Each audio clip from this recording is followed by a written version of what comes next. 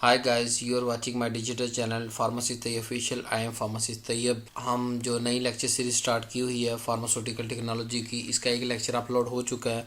उम्मीद है आपने देख लिया होगा। इसी बुक के इंट्रोडक्शन पे हमने पहला लेक्चर अपलोड किया। आज अब दूसरा लेक्चर सुनने जा रहे हैं।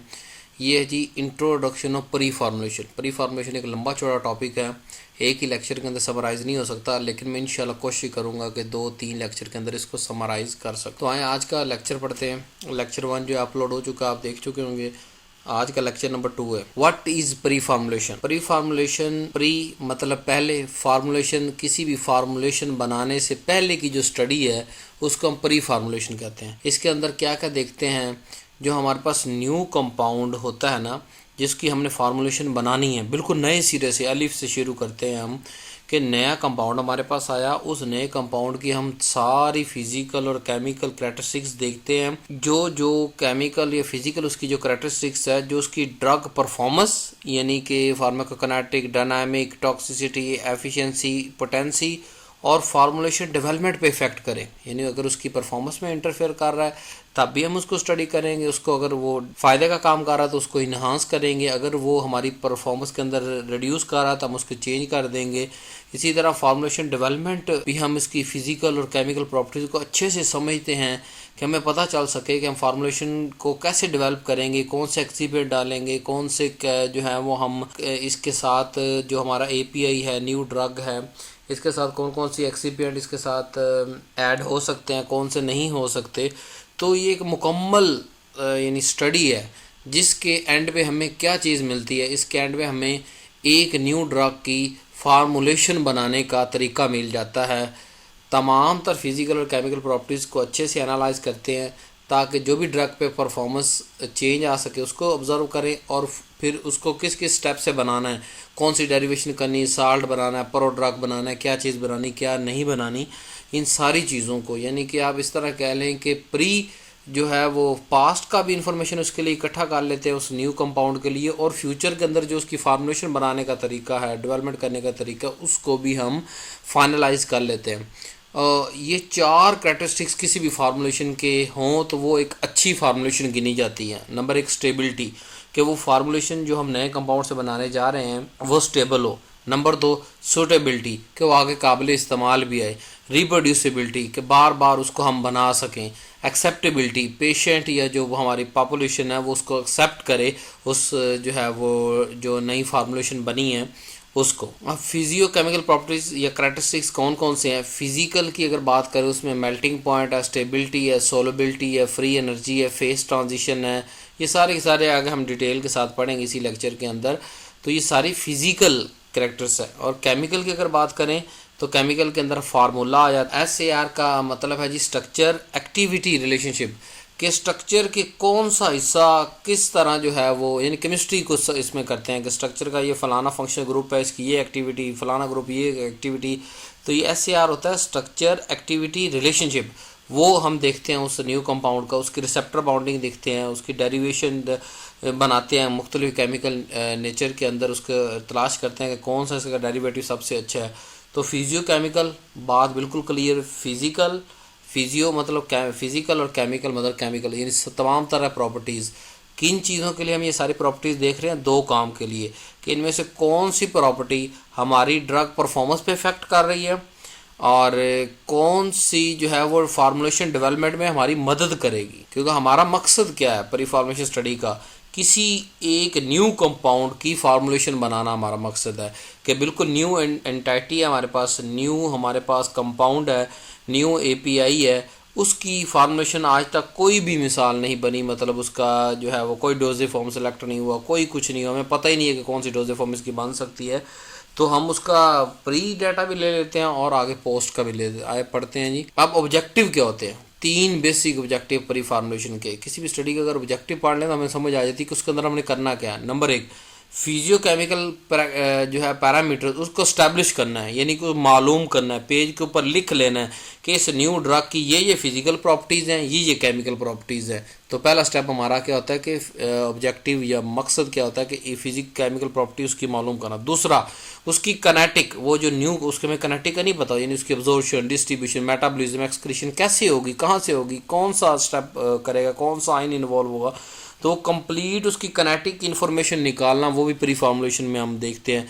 और स्टेबिलिटी स्टडी के टेम्परेचर के बढ़ने से, टेम्परेचर के कम होने से, रोशनी से इसकी कोई स्टेबिलिटी का इशू तो नहीं आ रहा, हाफ लाइफ कितनी होगी इसकी, फुल लाइफ कितनी होगी इसकी, जो है वो शेल्फ लाइफ कितनी होगी। तो ये काइनेटिक और स्टेबिलिटी को डिटरमाइन करना भी हमारे पास प्री फार्मूलेशन स्टडी के अंदर ही आता है। और फिर उसके बाद वो तमाम जो कॉमन एक्सीपेंट, हमने कोई नया एक्सीपेंट नहीं ले आना, कोई महंगा एक्सीपेंट नहीं ले आना, कोई टॉक्सिक एक्सीपेंट नहीं ले आना, कोई फजूल सा एक्सीपेंट नहीं ले आना, जो आम हमारी फील्ड में ऑलरेडी एक्सीपेंट मौजूद हैं, जो हम दूसरी डोजेज फॉर्म, दूसरी फार्मूलेशन बनाने में यूज़ कर रहे हैं, उन्हीं कॉमन एक्सीपेंट्स को इस न्यू कंपाउंड के साथ उनकी कंपैटिबिलिटी को स्टडी करेंगे कि यार इसके अंदर लैक्टोलोज एज ए जो है वो इसका एक्सीपेंट इस्तेमाल हो सकता है, इसके अंदर बाइंडर कौन सा डालेंगे, लुब्रिकेंट कौन सा डालेंगे, टैबलेट बनानी है तो सोल्यूशन बनाना कौन सा सॉल्वेंट इस्तेमाल करेंगे, ये इसको सोल्यूशन बनाएंगे, सस्पेंशन बनाएं, इसका लिक्सर बनाएं या टिंक्चर बनाएं।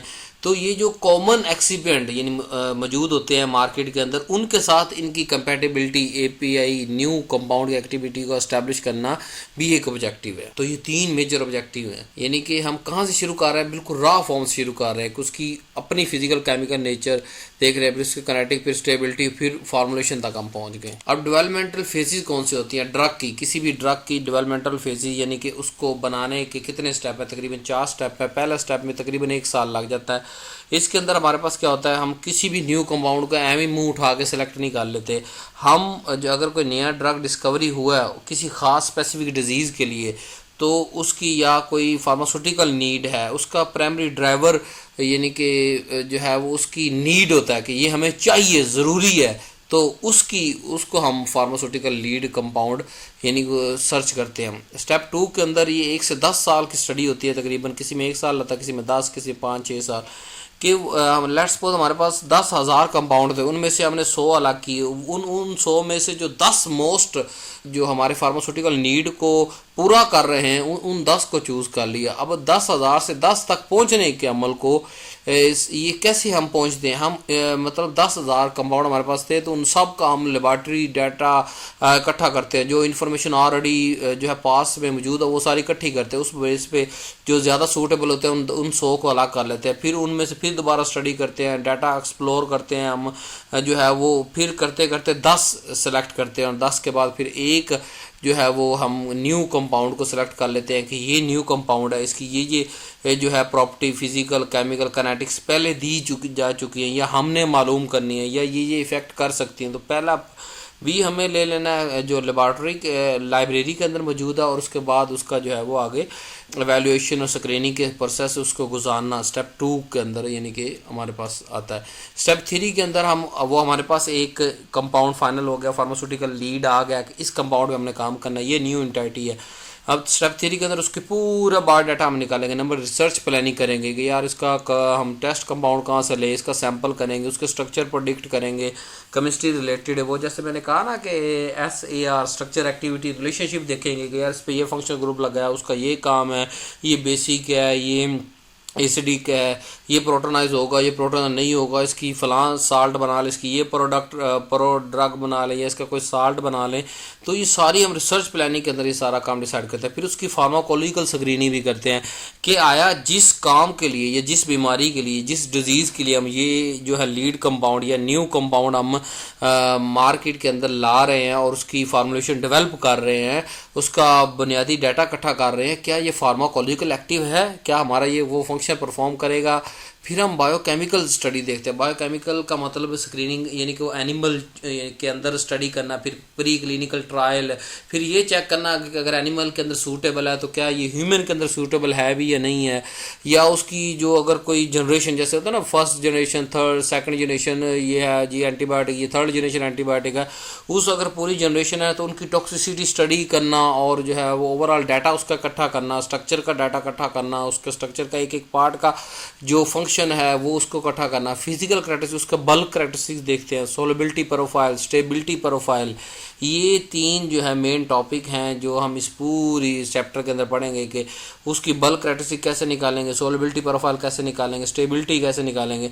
फिर प्रोसेस रिसर्च करना कि जिस प्रोसेस के हम बनाएंगे इसको कि उसके स्टेप वाइज हमें देखते हैं कि यार इसको टैबलेट बनाएंगे तो ये स्टेप हमें फॉलो करने पड़ेंगे, हमें वेट ग्रेनुलेशन करनी है, हमें ड्राई करनी है, हमें कंप्रेशन करनी है, हमें कैप्सूल लेना तो इस साइज़ का कैप्सूल लेना पड़ेगा, हमें ग्रेन्यूल्स इसके चाहिए होते हैं, जैसे ये रा फॉर्म किस साइज़ में होता है, इसके कितना साइज़ जो एपीआई का होना चाहिए, कौन कौन से एक्सिपिएंट होना चाहिए, किस किस प्रोसेस के तहत चलेंगे। एनालिटिकल रिसर्च करते हैं, मतलब उस कंपाउंड को किसी अगर फार्मुलेशन में मौजूद है उसको पहचानने का तरीका ढूंढेंगे कि यार इसे यूवी विजिबल स्पेक्ट्रोस्कोपी करनी है, इसका एक्सआर करना है, इसका जो है वो इंफ्रारेड रेडिएशन के ज़रिए इसको मालूम करना है, इसका Fourier transfer infrared radiation FTIR करना है, इसको माइक्रोस्कोपी के ज़रिए इसका साइज़ चेक करना है या इसकी प्रॉपर्टीज चेक करनी है। तो वो एनालिटिकल सारी रिसर्च करते हैं कि कौन कौन सी टेक्निक हमारी काम आ सकती है इस कंपाउंड को पहचानने में, अभी शुरू के अंदर पहचानने में, और जब फार्मुलेशन बन जाएगी उसके अंदर भी उसकी मापने के अंदर, उसको मेजर करने के अंदर हमें वो एनालिटिकल रिसर्च हम सारी करते हैं। फिर फार्मुलेशन डेवलप करते हैं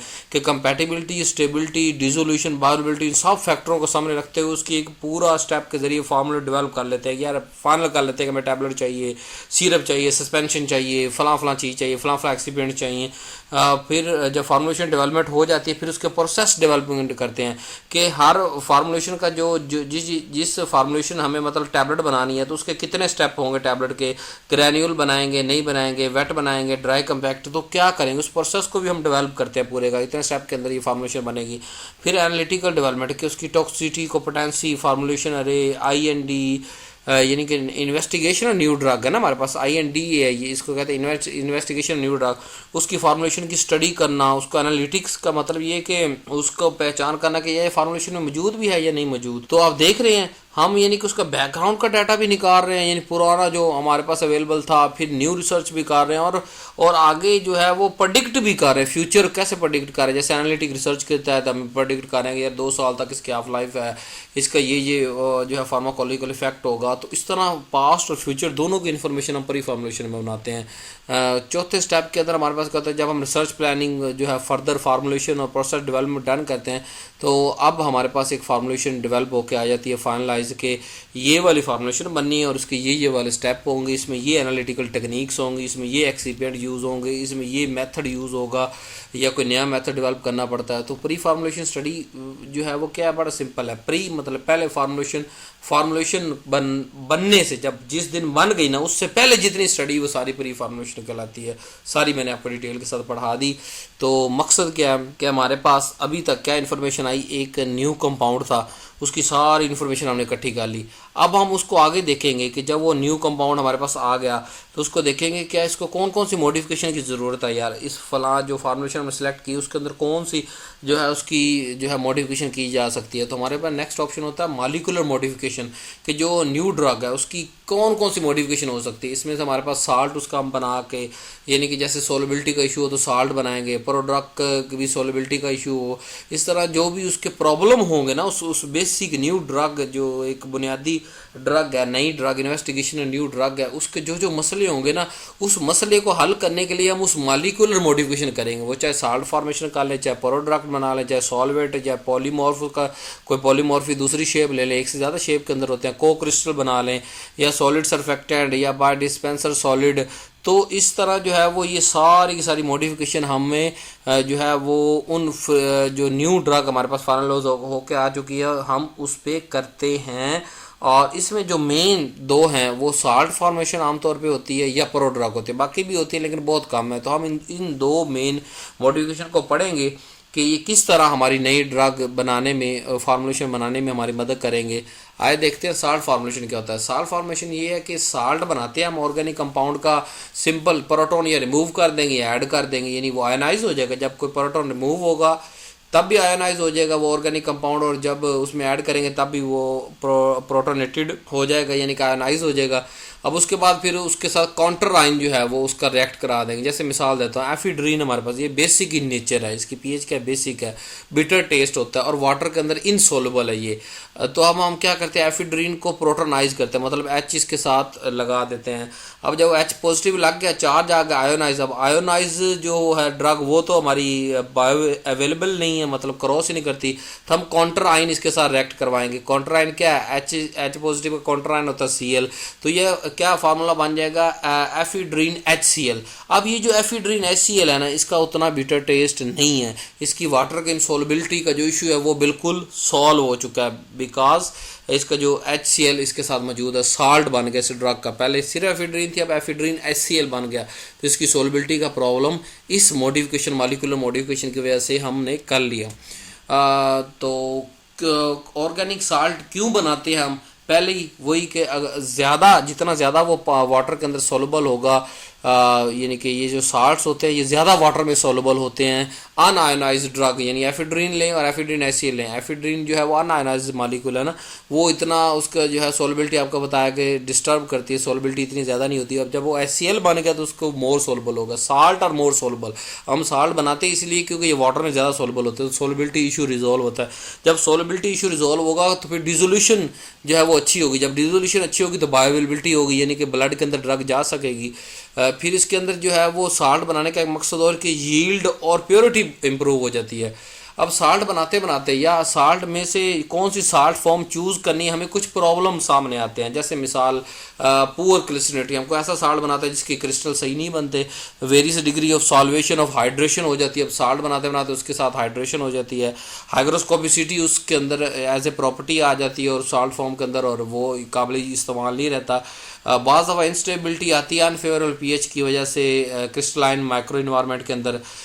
तो ये सारे प्रॉब्लम हमें आ सकते हैं जब हम उस, मतलब जैसे हमने एफिड्रीन के HCl लगा रही हैं, तो कोई और दूसरे साल्ट बनाएंगे तो इनमें से कोई एक आधा प्रॉब्लम हमें तंग करेगा। तो जो साल्ट फॉर्म की एवेल्यूएशन है वो बड़ी कमाल की होनी चाहिए कि उसमें कोई नया प्रॉब्लम हमें नहीं लेके आना, बल्कि पुराने प्रॉब्लम सोलबिलिटी के, डिसोल्यूशन रेट, बायोअवेलेबिलिटी, उनको सॉल्व करना है हमें। तो साल्ट स्क्रीनिंग बड़ी अच्छे से हमें करनी पड़ेगी। अब साल्ट के अंदर कॉमनली कौन से यूज़ होते हैं, कैटाइन की बात करें तो इसमें calcium, potassium, sodium, zinc. A9, अगर हमें साल्ट एनाइन से साल्ट आयोनाइज करना फिर काउंटर रिएक्ट करवाना है, तो एनाइन के अंदर हमारे पास हाइड्रोक्लोराइड है, ब्रोमाइड है, क्लोराइड है, आयोडाइड सिट्रेट है, मैलेट है। अब इसकी लिमिटेशन है एक साल्ट की, वो ये कि साल्ट सिर्फ उन मॉलिक्यूल का बन सकता है जिनके पास आयोनाइजेबल ग्रुप हों, यानी या तो वो हाइड्रोजन दे सकता हो या वो हाइड्रोजन ले सकता हो। तो जब आयोनाइजेबल ग्रुप मौजूद जिन ऑर्गेनिक कंपाउंड में नहीं होंगे, वहाँ हम जो है वो ऑर्गेनिक जो है साल्ट नहीं बना सकते, ये उसकी लिमिटेशन है। यानी कि फ्यू चंद एक केमिकल के लिए तो ठीक है जिनके पास आयोनाइजेबल ग्रुप मौजूद हैं, लेकिन हर किसी ऑर्गेनिक कंपाउंड का हम साल्ट नहीं बना सकते। तो उनका क्या करेंगे, उनका हल है प्रोड्रग। अब प्रोड्रग क्या होती है, प्रोड्रग जो है वो ये सिंथेटिक डेरिवेटिव है, यानी हमारे पास ड्रग थी उसको हमने प्रोड्रग बना दिया, यानी उसका कोई ना कोई सिंथेटिक, उसका एस्टर बना दिया, अमाइड बना दिया। अब जो ड्रग तो अंदर प्रिजर्व है और ड्रग का वही जो फार्माकोलॉजिकल एक्टिविटी वो सस्टेन है, स्टेबल है, लेकिन होता क्या है कि जब हम वो प्रोड्रग यानी वो डेरिवेटिव जब हम देते हैं बॉडी को किसी भी डोजेज फॉर्म की शक्ल के अंदर, फॉर्मुलेशन की शक्ल के अंदर, तो वो अंदर जाके वो हमारा API को रिलीज करवा देता है। तो एक्चुअली ये जो डिफरेंट प्रॉब्लम आ रहा है सोलबिलिटी के, डिसोल्यूशन रेट के, एब्जॉर्प्शन के, जो है वो डिस्ट्रीब्यूशन के, टेस्ट का, क्रिस्टलिटी का, ऑर्डर का जो प्रॉब्लम आ रहे हैं, इन सब प्रॉब्लम को हल करने के लिए हम उसका सिंपली क्या बना रहे हैं, डेरिवेटिव बना रहे हैं, सिंथेटिक डेरिवेटिव के कुदरत की तरफ से मौजूद नहीं, हम बना रहे हैं वो। यानी ड्रग तो एज इट इज कुदरत में मौजूद है, उसका आगे खुद से लेबॉर्ट्री के अंदर हम सिंथेटिक डेरिवेटिव बनाते हैं, या एस्टर बनाएंगे या अमाइड बनाएंगे। प्रोड्रग में दो ही मेन जो है वो हम बनाते हैं, या उस ड्रग की एस्टर फॉर्म बना लेंगे या अमाइड फॉर्म बना लेंगे। अब होगा क्या कि वो एस्टर और अमाइड हमारी फार्माकोलॉजिकल एक्टिविटी जो फार्मुलेशन की उसको डिस्टर्ब नहीं करेगा। वो जैसे अंदर जाएगा बॉडी के अंदर, जो एस्टर बना हुआ या अमाइड बना हुआ वो क्या करेगा, API को, एक्टिव ड्रग मॉलिक्यूल को छोड़ देगा और वो बायोअवेलेबल हो जाएगा। लेकिन हमारे जो प्रॉब्लम उस ड्रग के साथ, वो चाहे एब्जॉर्प्शन रिलेटेड है, लिपोफिलिसिटी है, वाटर सोलबिलिटी है, क्रिस्टलिटी है, सोलिबिलिटी, टेस्ट, ऑर्डर, वो उसको कंट्रोल करके और उसको यानी कि सॉल्व करके हम इस्तेमाल कर सकते हैं।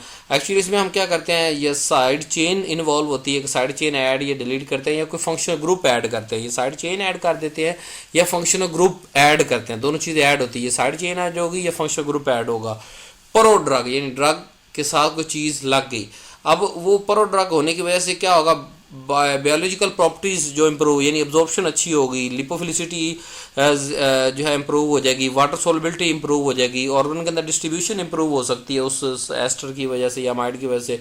फार्मास्यूटिकल प्रॉपर्टी भी अच्छी हो जाएंगी, जैसे कि उसकी क्रिस्टलिटी ज़्यादा अच्छी या कम हो जाएगी, यानी जो भी प्रॉब्लम है सोलबिलिटी बढ़ सकती है, और जो है वो टेस्ट उसका मास्क कर सकते हैं, ऑर्डर मास्क कर सकते हैं। तो प्रो ड्रग भी हमारे पास एक टेक्निक है, मॉलिक्यूलर हमारे पास मॉडिफिकेशन है, जिसके ज़रिए हम जो है वो हमारी जो ड्रग है, न्यू ड्रग, उसको फार्मूलेशन तक पहुंचाने के लिए हमें एक सतून के तौर पे एक किरदार अदा करती है। अब मिसाल देता है प्रो ड्रग कैसे बनती है कि हमारे पास था एरिथ्रोमाइसिन।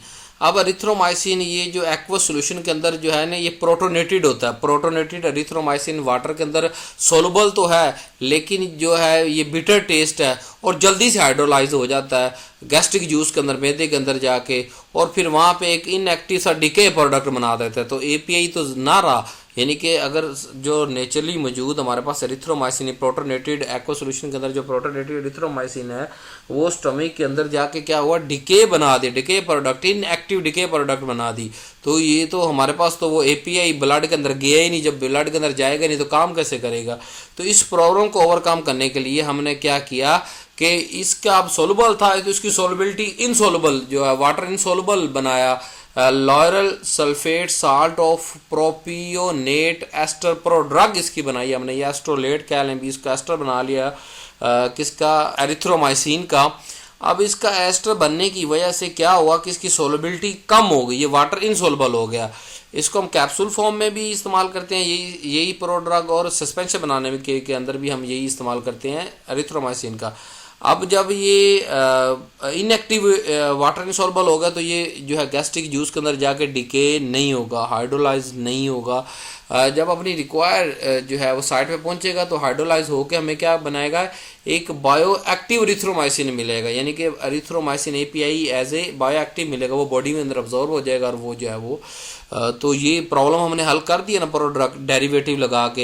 यानी अगर सिंपल हम देते थे एरिथ्रोमाइसिन प्रोटोनेटेड तो वो उसका बिटर टेस्ट भी था और सोलबिलिटी ज़्यादा थी और हाइड्रोलाइज हो रहा था उसके अंदर गैस्ट्रिक जूस के अंदर और इनएक्टिव डिके कर रहा था। लेकिन जब हमने प्रो ड्रग बना दी वो हाइड्रोलाइज तो हो रहा है अंदर जाके, लेकिन वो जो एस्टर फॉर्म है वो जो है वो किरदार ये अदा करती है कि वो एरिथ्रोमाइसिन को बायो एक्टिव प्रोडक्ट के तौर पे छोड़ देती है। तो लाइक प्रो ड्रग जो है वो साल्ट फॉर्मेशन इस तरह और बहुत सी मॉडिफिकेशन जैसे मैं आपको पढ़ा के आ चुका हूँ।